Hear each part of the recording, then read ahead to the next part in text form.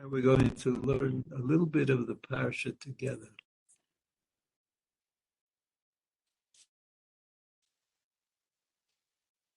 We all know that the parsha of Shlach is changed all of history all at once and remains with us as a reminder of that sometimes the best moments can be turned against us, can be turned to our disadvantage.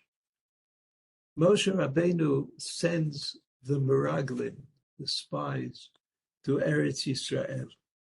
Why exactly he did it is a discussion for another time. But he took the Nasi, the leaders of each of the 12 tribes, and he sent them off on an expedition to discover, apparently, whether it was reasonable to imagine that we would be able to conquer the land that God had given us. The spies go up from the south. They get to around the city of Hebron. They come back. They seem to have a meeting. All the people come together to hear the words of the spies. The spies didn't say anything bad. I mean, anything that could be called Lashon Hara. What they said was, this is not an easy undertaking. It's going to be difficult. A lot of people will have to be sacrificed in order to regain our position. Okay, that's what they said. The two spies that disagreed with this general feeling that was created by the other Meraglim, by the other spies, the two spies, Yehoshua ben Nun and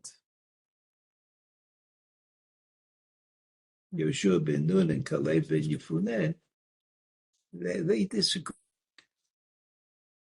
They disagreed, and the pasuk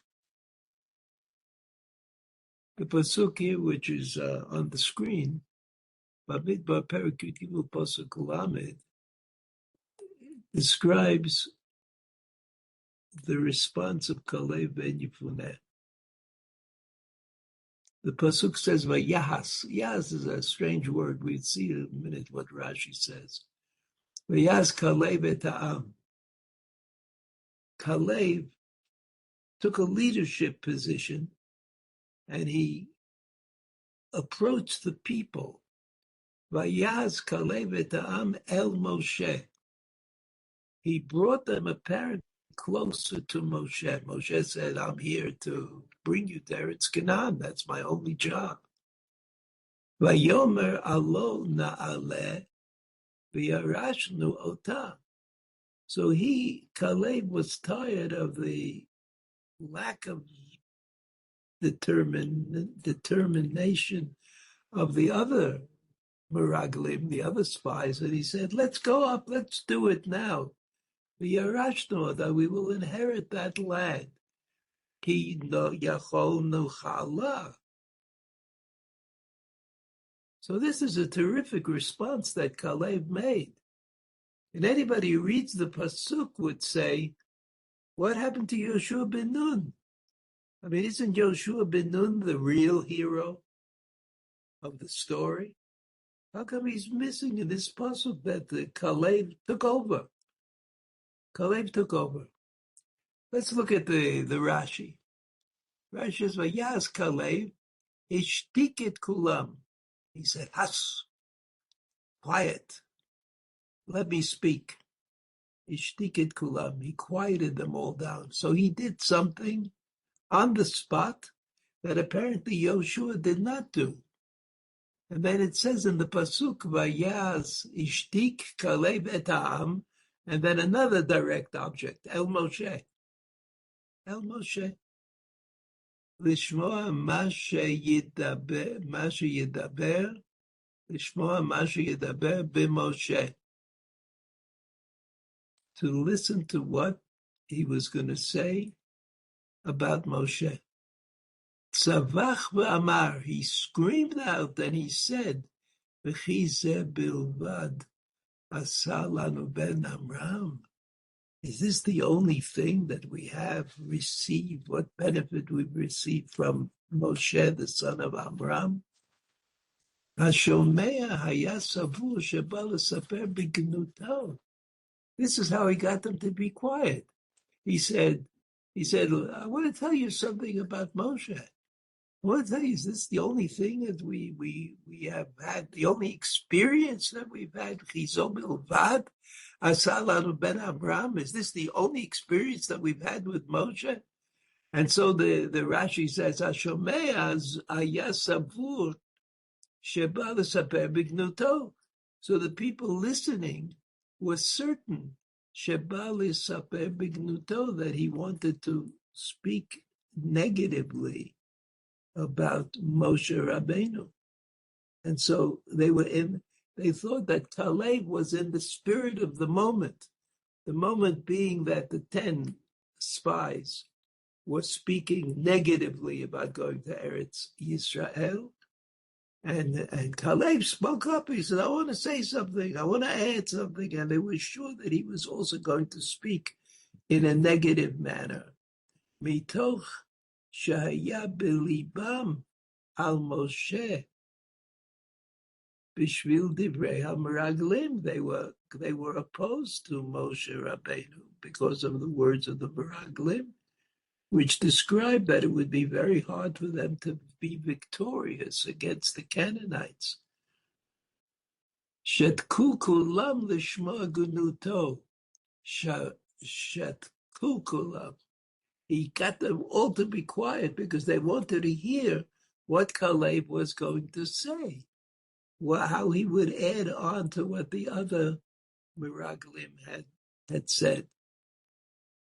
Amar, v'halokar alayam. Instead,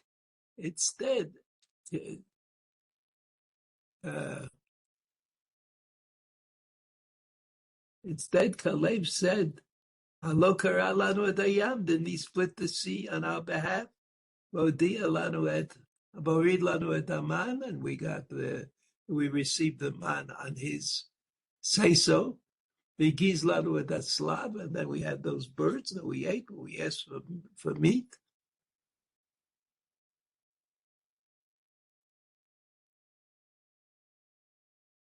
Et aslav.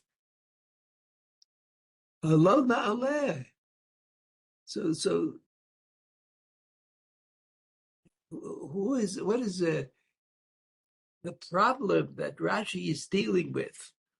The problem that Rashi is dealing with is that how did Caleb become such a star in the story? How did he manage to get his opinion front and center? How did he manage to say things that the other spies were not willing to say? So the answer is he had to trick the people. He had to say, I'm going to add to what the other spies said. Just as they spoke negatively about this enterprise, I'll also speak negatively about it. Alo na'aleh, he said. Afilu b'shamayim, v'hu omer, asu sulamot, v'alu sham, natzliach b'chol devarav. So that's what he said. He said we could go up, we could do it, just as we were saved with Yam Suf, we were saved with the man, we were saved with the Slav. I mean, you have to just think in those terms that we understand. I mean, the 10 Meraglim, the 10 spies, they were thinking in regular terms. He said, it's a big army, the walled cities, it's difficult. So Caleb said to them, what could be difficult? Wasn't it difficult to split the sea? Wasn't it difficult to get the man every morning for each of us? Wasn't it difficult for the Slav, for those birds that we ate? When we asked for meat, wasn't that difficult? He says, Afilu b'shamayim, which could even go up to heaven. V'omer asu sulamot, v'alu sham, natzlich b'chol davar. But that's the same as saying, it's a done deal. That was Kalev, it's a done deal.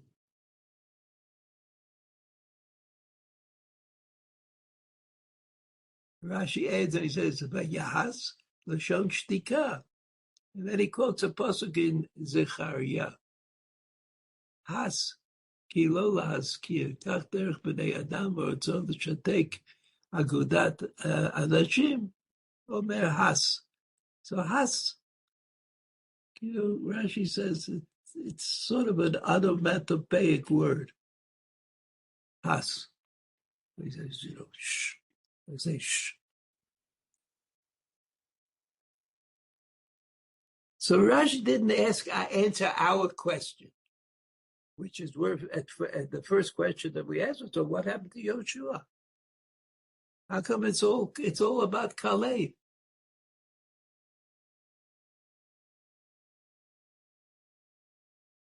And the second thing that we understand now is that Kalev was really the dominant person. The people were willing to listen to the other spies and forget about going to Eretz Canaan. Forget about this idea.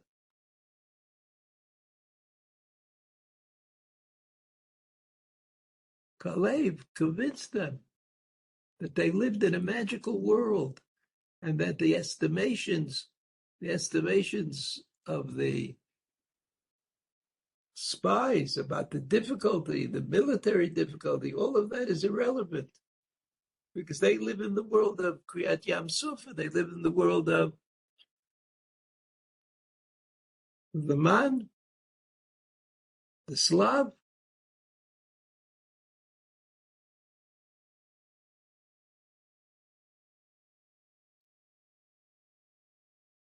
This Rashi is based on a medrash. And the medrash here, it's on the sheet at the bottom. The medrash is Bamidbar Parsha Shiur, paragraph Yutet. Vayatz Kalev.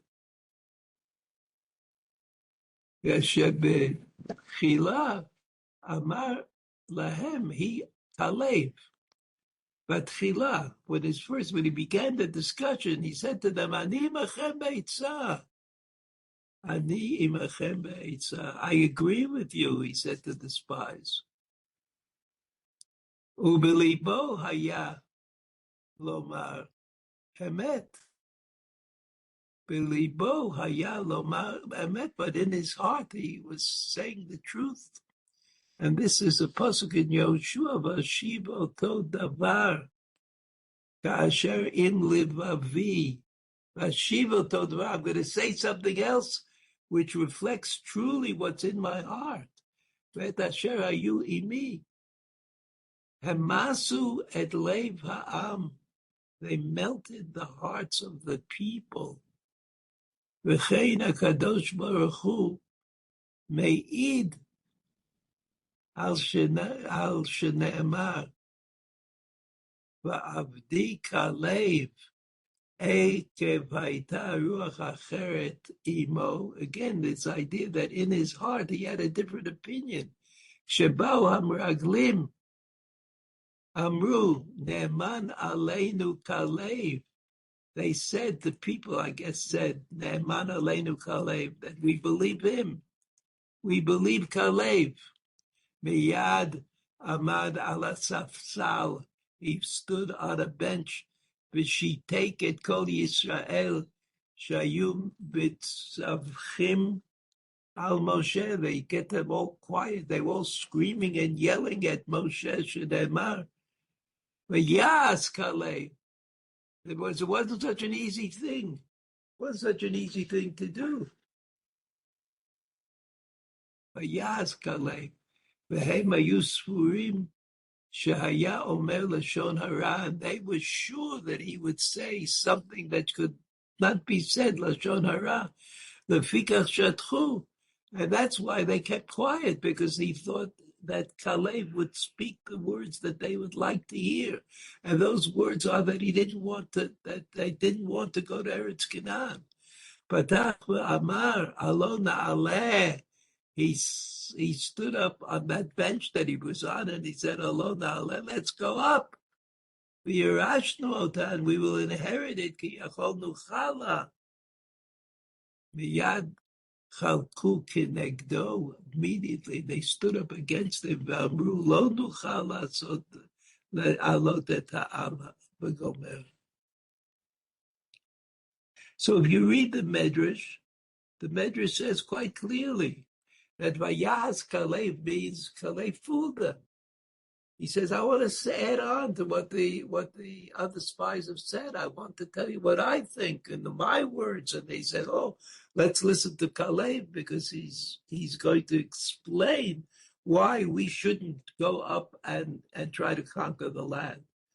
But Caleb fooled them. He fooled them, but he didn't get them to change their position. He fooled them about what he was going to say, but after he said it, they still said, Lo nuchal la'alot el ha'am. We won't be able to go up against them militarily.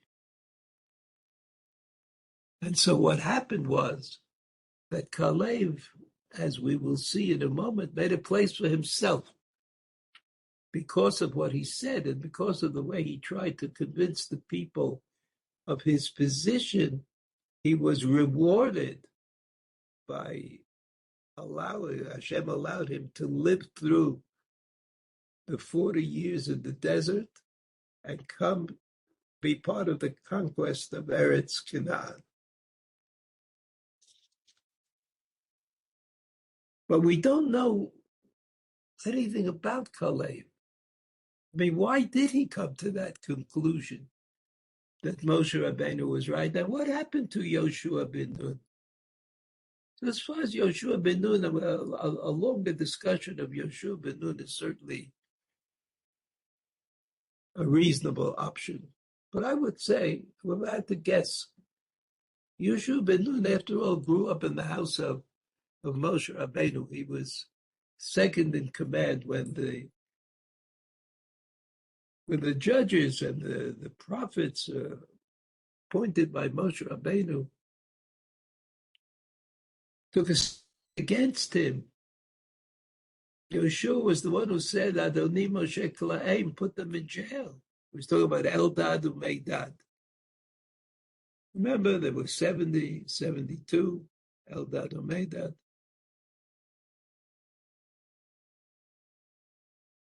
So I think it was quite clear. I mean, Moshe Rabbeinu put Yoshua ben Nun on the list, and he changed his name from Hosea to Yoshua. I'm not sure exactly what the purpose there at that particular moment was, but maybe it was like so to give him a new identity that he would have more credibility with the people when he returned. But everybody understood that Yoshua ben Nun or Hosea ben Nun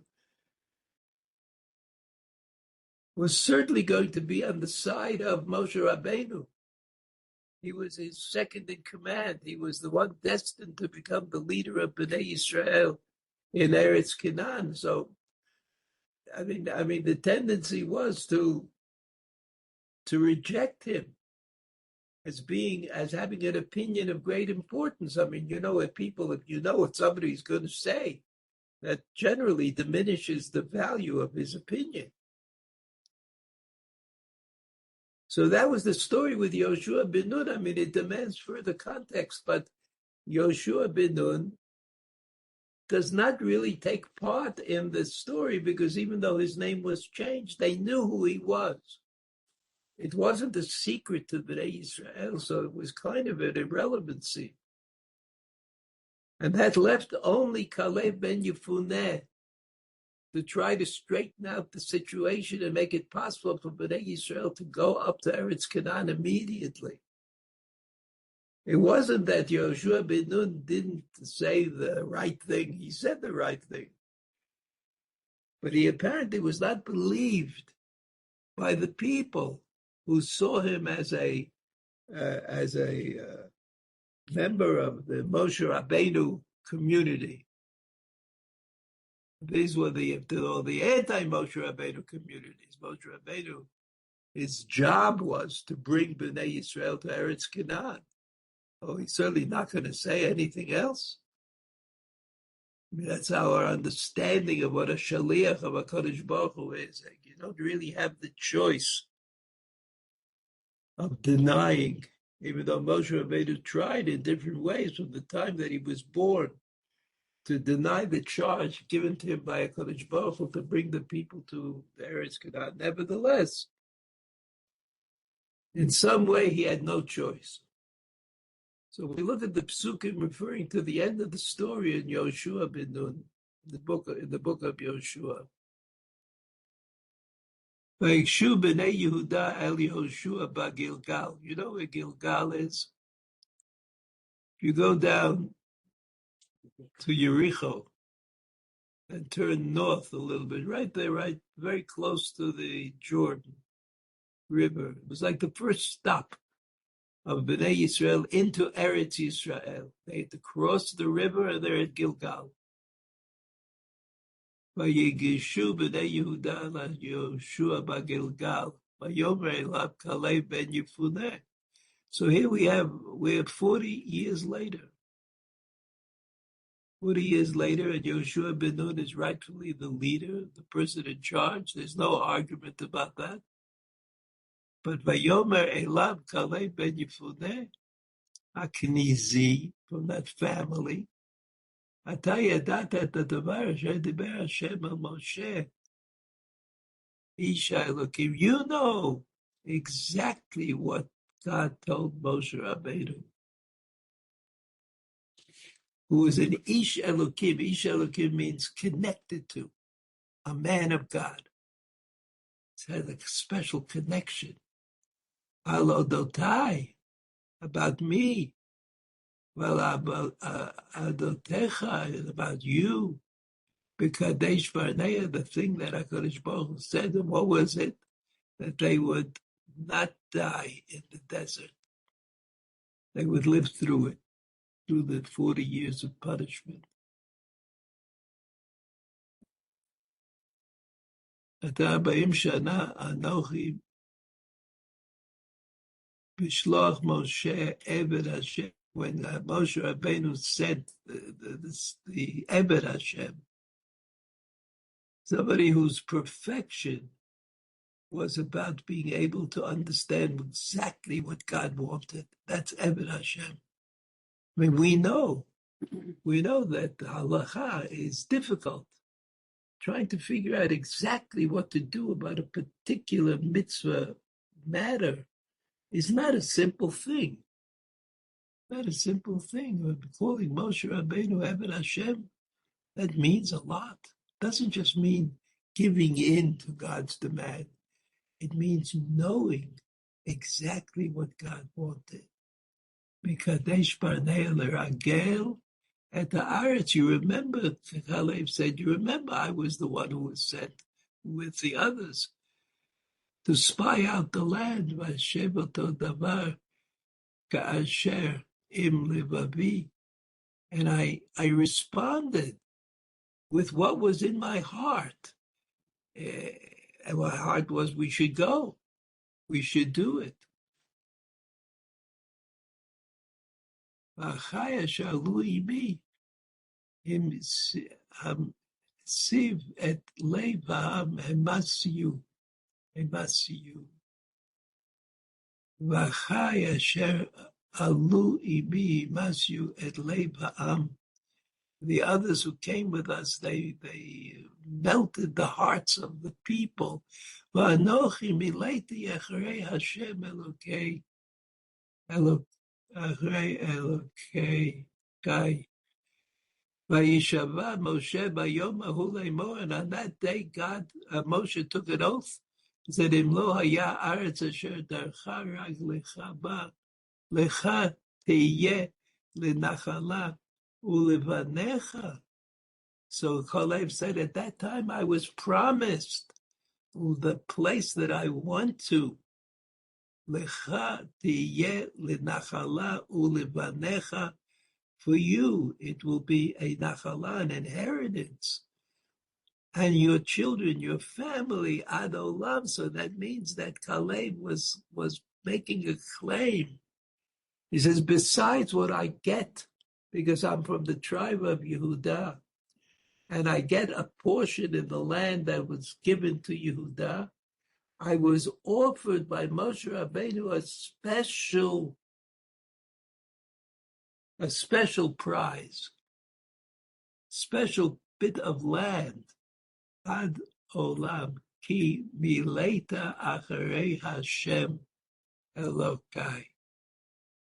V'ata hinei hechiya Hashem oti kasher diber ze 40 shana, and he says, Caleb says, here I am, I'm still alive after 45 years in the desert.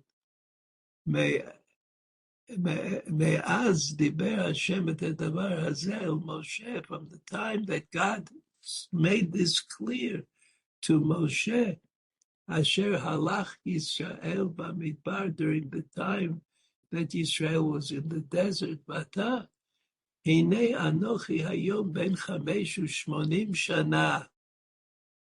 I am today 85 years old, so means when he went, he was 40 years old.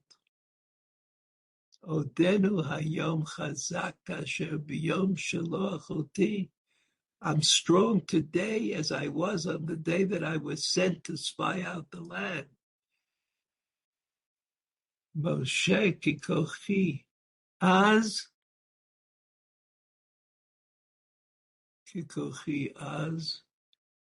ubikochi ata. I am just as strong now. La milchama, for battle, v'latzeit v'lavo. Right, that if you would think that the promise that Moshe made to me, that I would get a special allocation of land, has to do with being able to go to fight, like with Reuven and Gad and Chatzi Shevet Menashe. I tell you, I can still fight, that I'm strong. I'm just like I was when I was young. V'ata tenali et har hazeh, give me this mountain. Asher diber Hashem bayom hahu. Give me this place. You, Yoshua, heard on this day. Ki anakim sham v'arim gedolot b'tzurot. You know that there are giants there and fortified cities. Ulai Hashem oti vorashti kasher diber Hashem. Let me inherit it as God spoke at that time. Vayivarcheu Yoshua, listening to every word and accepting the promise, the idea. He knew that God had promised Caleb. Vayivarcheu Yoshua, and he gave him a bracha, v'yitein et Hebron leKalev ben Yefuneh lenachala. And he gave him Hebron, and that would be his, even though he would also get a nachala in Yehuda. Okay, Naita Hebron leKalev ben Yefuneh HaKenizi, and that's how it happened that Hebron became property of Caleb ben Yefuneh, property of Caleb ben Yefuneh HaKenizi. The nachala ad hayom hazeh. Yan Hashem milei achrei Hashem Elokei Yisrael, because he followed the dictates of Hashem. V'shem Hebron lefanim Kiryat Arba, and before it was called Hebron, it was called Kiryat Arba, the city of Arba. Adam hagadol ba'anakim hu, va'aretz shakta me'milchama, and there was no battle. There was no fighting and wars in that land. So we see that Caleb was a remarkable personality. He demanded and he received. and calling upon a promise that was made by Hashem, Yoshua ben Nun had no choice. Had no choice. But if we ask ourselves, what was it? What differentiated Kalev ben Yefuneh from the other Meraglim? What was it about Kalev ben Yefuneh that enabled him to convince the people? I mean, after all, they understood. They were punished. They couldn't get out of the desert. They understood they had done something that was undoable. And when the time came to go into Eretz Yisrael, they all did under the leadership of Yoshua ben Nun.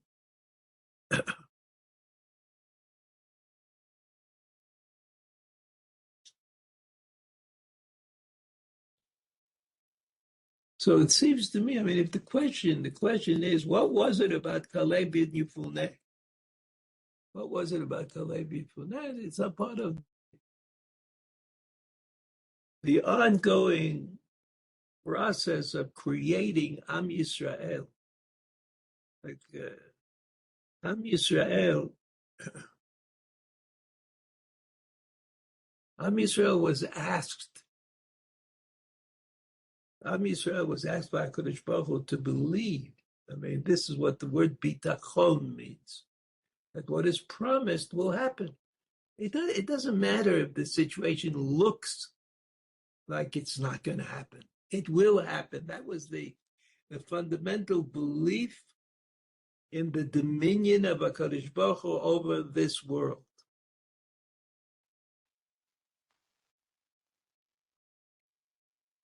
The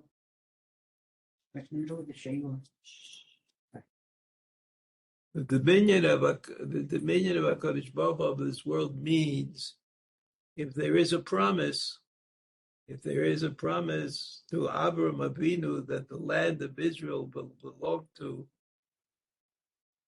will belong to Am Yisrael, then that promise will be kept. It doesn't make any difference if for several hundred years the Turks were in charge, and before that the Crusaders were in charge, and before that the Romans were in charge, and before that the Babylonians were in charge. It doesn't matter.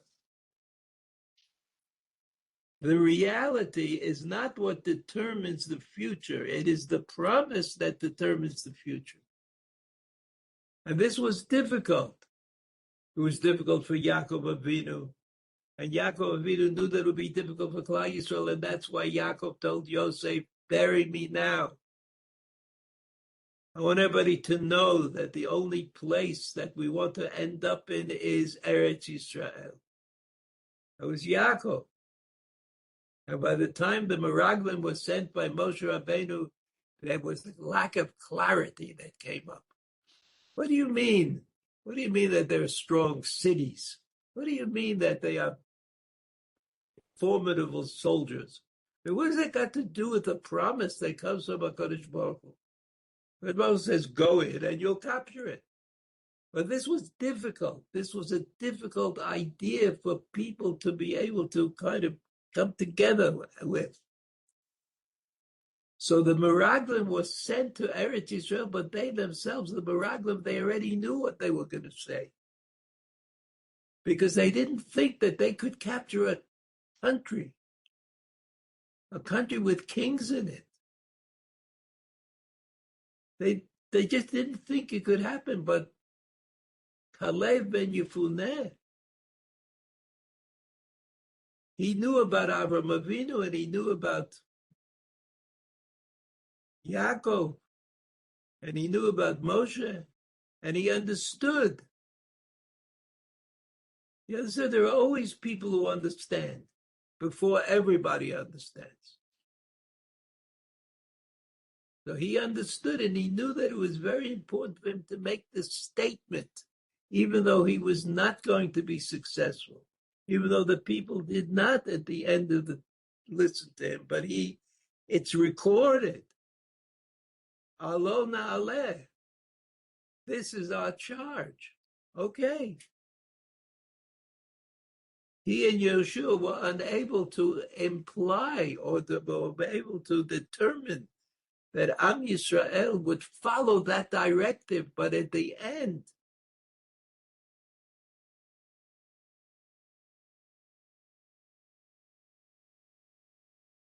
At the end, Caleb got the piece of territory that was the burial place of Yaakov Avinu and the Avot, which says something about your connection to Eretz Yisrael. It says something.